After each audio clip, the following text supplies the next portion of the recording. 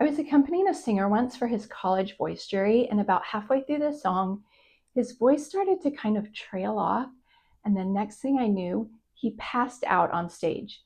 Thankfully, he was fine. But seriously, if you are an accompanist, you have to be prepared for anything. I've made a list of my top 10 things that only accompanists will understand, and I hope that you will add to this list in the comments and share with your collaborative piano friends who might also understand these 10 things. I'm Rachel Ehring, and I help pianists turn their skills into income through accompanying. During my 20 plus years as a collaborative pianist, I think I've seen it all. See how many of these 10 things you can relate to. All right, number 10, this one drives me insane. I was accompanying two trumpet players in a concerto competition. They were playing a duet, and at every single rehearsal, I would ask if they had the piece memorized yet, and they would say, oh yeah, it's totally memorized, but we're going to leave the music here on the stand just in case. So it came to the day of the competition, and we start playing, and sure enough, on about the second page, one of them has a little memory slip, and then that throws the other one off, and he has a memory slip, and then it was just off and on chaos from that point to the end of the piece. I'm sure they learned their lesson, but so did I. If I'm accompanying someone who has to perform by memory, I make sure that they put that music out of sight multiple times and play by memory before going on stage. All right, number 9. One time I was accompanying a young singer for her voice jury, and I knew she wasn't prepared. She had never been able to sing through her songs confidently in rehearsal, and so I knew the jury was not going to go well. Sure enough, she forgot the words a few bars in, and I don't know if I should have done this, but I actually started singing the song for her. She just stopped singing, and I didn't know what to do, so I just started singing. I don't remember how it ended, but I'm pretty sure it wasn't pretty. Number 8. Oh, this was so embarrassing. When I was in college, I was accompanying my college choir on the final number of our concert, and I had the last page sitting loose next to my notebook of music so that I wouldn't have to turn the page.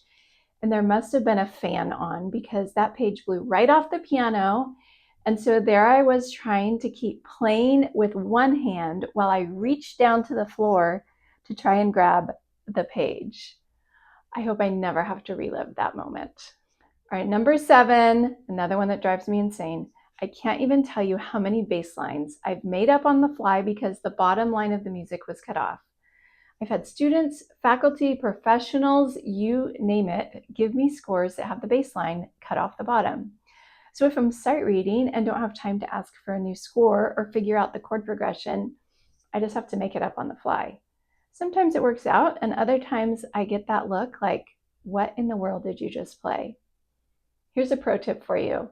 If you're photocopying music, reduce it to 94% so that you don't cut off the bass line. All right, number 6. Have you ever had a page turner that's way worse than if you had just turned the pages yourself?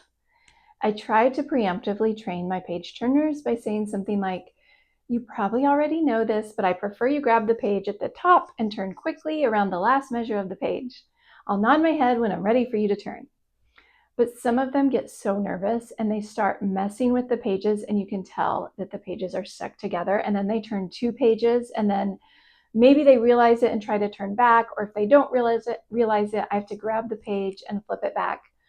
Or I've had page turners that wait until the very last second to stand up and turn the page, but by then it's too late and I'm already making up the music on the next page, which usually doesn't go great for me. So I don't even know. I hate being a page turner because I get nervous too, but having a good page turner is such a help. But honestly, it's almost not worth the risk in case you get a bad one. You've probably seen those videos online of the page turner disasters where the music falls inside the piano, or there are a whole bunch of pages taped together and they just keep unfolding off the edge of the piano. Sometimes I feel like that's my life. All right, number 5. Have you ever had a student hand you a song that they printed off of MuseScore or one of those websites where they can choose what key it's going to be in, and they've chosen F sharp major? Like, why? Would it really kill you to sing it in F major or G major? It's a half a step one way or the other. That's all I have to say about that. Okay, number 4, my biggest pet peeve, the scores that look like they're handwritten. I cannot even with those. They're usually modern composers, so the music is already tricky with a bunch of accidentals and crazy rhythms, and then they use this typeface that looks like handwriting, or maybe it is a handwritten score, I don't know. It takes so much more work than if it were printed in a normal music font that was readable. It is seriously one of my least favorite things to be handed a handwritten score. Speaking of keys, have you guys ever had to sight read a musical theater score that modulates every 16 bars or so into a new key? I remember playing for a voice audition where the singer handed me this song to play, and by the end, I'm pretty sure we had been through at least 9 different keys. It was like the composer had one idea that was only a few bars long, and so he just put it into all these different keys to make it into a song. Okay, number 2, this is one of my favorites. When an instrumentalist who you know doesn't play the piano hands you a piano part and says, "The piano part isn't very hard." I have learned never to believe them and to wait and judge for myself how hard that piano part actually is. I don't even know what they're going by because they don't play the piano. How much black is on the page, how many accidentals there are, maybe how hard their part is. Anyway, whenever someone says that, I give them this look.